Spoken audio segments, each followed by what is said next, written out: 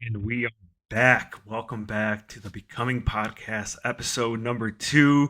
I am your host, Rogelio Diaz, and today we are going to be diving into why you still self sabotage even after you know the root, even after you know where it came from, even after you know why that trauma or that limiting belief is there. And before we jump into it, I just want to apologize for last episode's audio. I got a new mic and I was messing around with it. And I didn't realize it was cutting off here and there. So I do want to apologize. I think I got it. I think I fixed it this time. We should be good. I am not the best with tech, but I'm doing my best. All right. So let's go straight into it. So here's the thing, right? Here's the thing. It's one thing to be conscious, but it's another thing to fully process what you went through, right? Because you can be aware, yeah, this hurt you. You went through this. Okay, this is who hurt you, but there's there's levels of depth to feeling X emotion, right? So sometimes some of them you felt the full traumatic experience. Other ones, there's still more to feel, and that's all right. It takes time. I'm still processing stuff from working with ayahuasca that I went after 2 years, right? It just you don't know how long it's gonna take, and that's okay, bro. Don't put a time limit on it. The worst thing you can do is put pressure on yourself to heal it now, to make something happen now, right? Because your subconscious mind is working for you, but you gotta let it. Just give yourself space, give yourself self care, give yourself time to heal in that sense. And I'm not a big believer in saying I fully healed something because you don't really know, bro. Right? Like you don't really know how much of it you heal. So maybe you could I'm more of the kind of person that would say I've healed a bit of this, right? Or I've gone deeper into this because and I've been there before, right? I would say, you know what? I've healed this.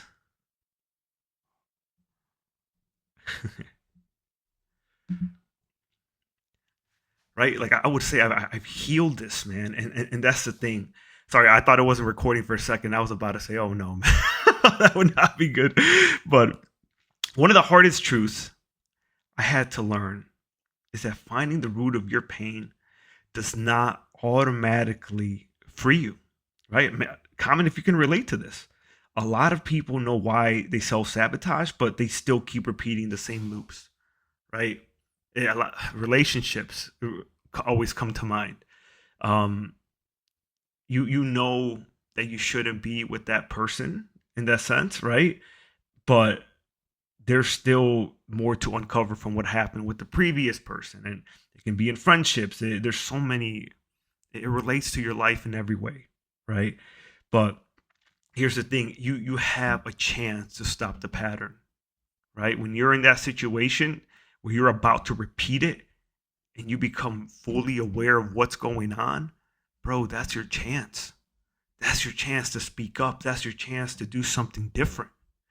But if if you don't, that's all right too, because it's gonna happen again, and you're gonna have another chance. And I believe there's like these waves of change that we go through, and you get closer and closer and closer to finally making that decision because it's a choice to change the pattern, right? To stop self sabotaging, to no longer believe X about yourself. I remember for a long time, I believed I was a failure and I would self sabotage and get overwhelmed and just find ways to keep myself where I was at, find ways to play small, find ways to make sure I didn't succeed, right? Because if I succeeded, then that would completely contradict the belief that I was a failure. And that's the thing. That's what we do, man. You really got to know yourself in so many ways. But there's also this false hope of awareness when it comes to, right? Like, believe it, when it comes to still self sabotaging, right? Even when you know the root, there's, and what I mean by that is that we often think, now that I know where it came from, I should be fine, right? And while that awareness is powerful, it's it's kind of pointless without new action, right? New standards and emotional reps that can actually change and rewire your mind, your brain. This is what matters, dude. Right? when I was living at my parents, and honestly, I felt like I stayed there way too long. I was 27. I'm 32 now. Like, I was aware. I was aware that I I wanted to leave. I found I felt caged. And but here's the thing: I wasn't really doing any new actions, right? It took a minute. It took a minute for me to finally say, you know what, enough is enough. And we all get to our breaking point, and it took going to a retreat in Sedona for me to finally see an opportunity, or create an opportunity, may I say, to leave. And but it got so bad to where I literally I drove 24 hours there, in my car, in my luggage, and I couldn't go back. It was, I'd rather find a new way there than go back and be who I used to be. And that was the big new action. And sometimes it got to be that drastic, bro. And there was influences along the way to kind of shape that decision. But I had the awareness that I had to move out for a while. And don't get like I tried, but I know I could have done more. And that's the thing. I could, man, if I really wanted to, I would have got a full time job, saved up, because I had my mindset of being an entrepreneur, and I refused to get a job. But if I really wanted to, I could have done that. And that's the thing. Like, what new standards, what new actions, and what emotional reps are you willing to do to get what you want? Right, to make the changes happen in your life. You can't just say you want it and not do anything, bro. Right? Man, I got a cousin that he, it's all talk. It's all talk. And I try to give him advice. I try to say X, Y, and Z, but there's no one can change you but you, because Bob Proctor said it best. People don't resist change. They resist being changed. So I could tell you all the advice in the world, and I can share with you all the wisdom, all the knowledge, that I've accumulated, but it ain't gonna do anything for you. It ain't gonna do anything until you really see that, damn, I gotta act. I gotta do something, right? Also, here's why the self sabotage keeps happening. We all don't forget about your nervous system, right? It still associates growth with danger. There's so much uncertainty. There's so much unknown. There's the unknown of making change. And who are you without all these habits? Who are you without, right, that bottle, without that joint? Who are you without that? What if, God forbid, you realize that you're not a loser? You realize that you're not a failure, right? It's crazy how the mind tries to protect us, and the CNS as well. And because the mind understands the wound, right? But the body still pulls them back. It still pulls you back to what's familiar. And this is where the internal conflict happens, right? In simplest language, like, this is why you take one step forward, three steps back. But you really do get to a breaking point. And for some people, it takes 5 years. For some people, it takes 10 years. But you get to that 10-second miracle, as they call it in AA.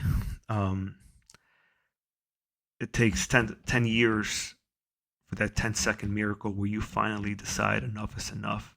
You're not going to live another second in this reality. The change has to happen now. You've hurt so much. There's been so much pain that you cannot live another day how you've been living. And it has to get, that's the only way I changed from being an alcoholic, bro. Like, it was so bad, right? It was so, like, the pain forces you to change. And as long as it happens, man, like, as long as the change happens, like, that's all I care about, right? Because we all grow in different ways. But here's the thing: if you keep being afraid of growth, you'll never be, man, you'll never be who you were meant to be. You will always be living half of your potential, if that, right? But when you push yourself, when you embrace that growth, when you embrace the healing journey, when you embrace who you want to be, and at least give yourself a chance to become that person, whether it's investing in yourself, whether it's, again, making a leap, how I left Chicago to move to Sedona, Arizona, whatever that decision, that life-changing choice, that where you burn the boats and you know this is going to be the way where your life changes forever. That's what I'm talking about, man. Like, I I was at, man, 5 years ago, right? 5 years ago,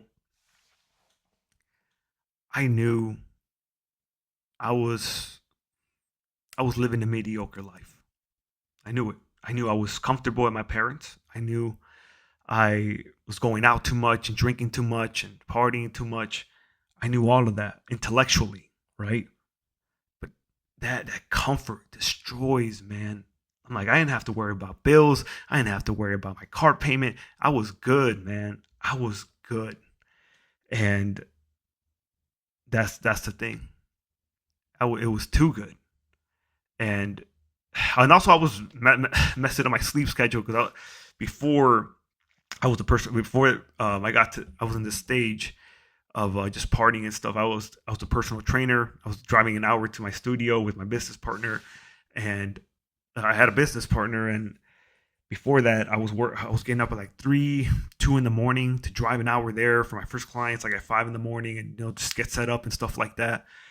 And I was I kept that sleep pattern, right? So it was hard for me to break that for a little bit, but that was also messing up my productivity because I was exhausted by like 5, 6, 7, and I couldn't produce how I wanted to as well. Even though I did wake up in the morning, but I was like wired and tired kind of thing. Taking a lot of caffeine, a lot of caffeine tablets. I'll tell you that. But point is, like I knew, like after that, the personal training studio came to an end, or that chapter. I was slowly going back to my old ways. And again, I used to be an alcoholic, and I was, I knew I couldn't keep doing this, man. Like I knew I had to do something else. And I remember so many nights just angry at myself, just pissed, like, why can't I change? Right? Why? Like, and I was asking the universe, like, where are you, universe? Where are you, God? Like I was being a victim, man. And and I remember one time I got addicted to pre workout, and but that did help me with the alcohol, kind of wing off of it to one addiction for the other, right? And I realized that um I ended up saying that why do I have to let go of everything I love? Because I from getting addicted to pre workouts and drinking like crazy and eating like crap, I burnt out my adrenal glands. And actually, that was a part of it. That was a part of it because after I went on a 3 day water fast, and I took 2 scoops of like intense pre workout after that 3 day fast, and that was a big no, man. I did that for 3 days after the fast, and that's when my adrenal glands started to burn out. I had no idea what was going on, but it that started this whole adrenal healing journey for me. And I dealt with adrenal fatigue, CNS fatigue, all this, whatever you want to call it. I was tired, bro. I was exhausted, and I messed myself up. And I had to forgive myself for that too, because I didn't know what I was really doing to myself, man. It wasn't until years later that I realized I felt anger and resentment towards myself for doing that to me. But point is, um, I got addicted to the pre, and yeah, messed myself up. And I I was being a victim in the sense that I said, why do I have to drop everything that I love? And everything that I love was everything that was bad for me. The alcohol, I was getting mad because I had to stop drinking alcohol. I was getting mad because I had to stop drinking pre workout because they just made the adrenal fatigue even worse. And my mind was foggy, and I was waking up tired. I needed to take 3 naps throughout the day. And I was just like, my body was trying to my body was giving me clear indicators, bro, that I needed to change. And I just couldn't let go. Right? I mean, I know I got this. I had like a dopamine addiction at the time too, and I mean, even now, there's still that part of me that has like that addictive personality. But I it wasn't until I left Chicago and I wasn't in a new environment that I really started making some changes, man. And it's been ups and downs, right? It's been ups and downs because even when I got to Sedona, it was trying to come back. That urge to drink is the loneliness. Growing up, I was by myself, man. My parents were out working, and I was alone a lot. And there's a part of me, little Roy, that's so afraid of that loneliness, right? And I've done some work with it, and I felt it working with ayahuasca. I went deep into that loneliness, but I mean, I've done a lot of work. Can I say I fully healed it? I don't think so, but I've done a lot of work with that. Um, but yeah, guys, like sometimes things that are trying to leave out of your life can be patterns, substances, and your body, your spirit is doing you a favor, and you gotta know why. You know what really helped me let go of that or change that at least? A higher purpose. When I started doing this kind of work, I knew I couldn't be on the same BS. I had to be focused. I had to be centered. I had to be present, right? And that's what helped me change, man. As well, higher purpose, a mission, something that's beyond you, something that pushes you, that drives you, that inspires you. That helped me overcome addiction as well, right? But I'll leave you with this, guys. The hard truth, some people are not stuck because they do not know enough. They're stuck because they keep betraying what they know, right? They keep betraying what they know. That part of you that knows what to do, that's leading the way, that's telling you, hey, man, you got to learn this, go deeper into this, get help from this person, right? You can't betray that part, man. Because when you're the lower self, the old you is leading the way, you're going to stay exactly where you're at for years, bro. And I'm talking from lived experience and from seeing a lot of warnings around me as well. So that's the hard truth, man. Like, we know what to do. And with the clients that I've worked with, right? Like, they knew what to do, but they sometimes you got to give yourself permission, right? Because sometimes they would ask me questions that they knew the answers to, but they wanted permission from me so they can give permission to themselves, but they already knew what needed to be done. And that's all right. Sometimes you need people to believe in you before you believe in yourself first, and that's all right. I'm a believer in that too, because that's what I've gone through that, right? But yeah, guys, I really hope this episode has helped you. And what actually changes people, right, is healing plus finding your truth plus repetition plus hard decisions. And the change comes, man, when you stop negotiating with the version of yourself that wants comfort more than freedom. You got to be willing to stretch. Be offensive, not defensive, bro. I've played defense so much of my life. Head forward, put your head forward and go, bro. That's what, I'll never forget that my mentor told me that too. It's like, go. Whatever your dream is, whatever you got in your heart that you cannot let go year after year, even if you failed, even if you aren't where you want to be, bro, go. You're powerful. You got it in you. Stop freaking doubting yourself, man. Show yourself that you can, right? Like, we're all in this together, man. But guys, if you have any questions, reach out via DM on Instagram. I'm always here to help. I'm always here to support. If you haven't joined my free school community, go ahead and check it out in the description. The Becoming Movement, where I'm helping you break free. I'm helping you become who you're always meant to be and create a reality that reflects your true potential. Bro, if there's stuff that you got to deal with that you haven't dealt with inside of you, usually it's one main thing. I got a free course in there called Courage Unleashed. The school community is free, bro. And there's a lot of free tools in there for you as well. Go through it. Go through the course. You're going to find the truth. You're going to do the inner work. I take you through a very specific process that I've created called the Truth Process. And it's going to help you finally unravel what's really going on in your subconscious mind, so you can finally deal with it and move on, right? And stop getting out of your own way, bro. I'm telling you, it took me years to finally stop doing that. But again, I'm here for you guys. I hope you've been enjoying these this new podcast. I'm gonna be putting out an episode every Tuesday. That's the plan. And And I can't confirm an exact time just yet, but every Tuesday. All right. Thank you so much for all the support, all the downloads I've been seeing, and I'm really grateful. I really hope this supports you, and I really hope you see that you can have, be, and do anything, man. Don't let anything or anybody rob you from your dream. Don't let failure rob you from your dream. I'll see you in the next one.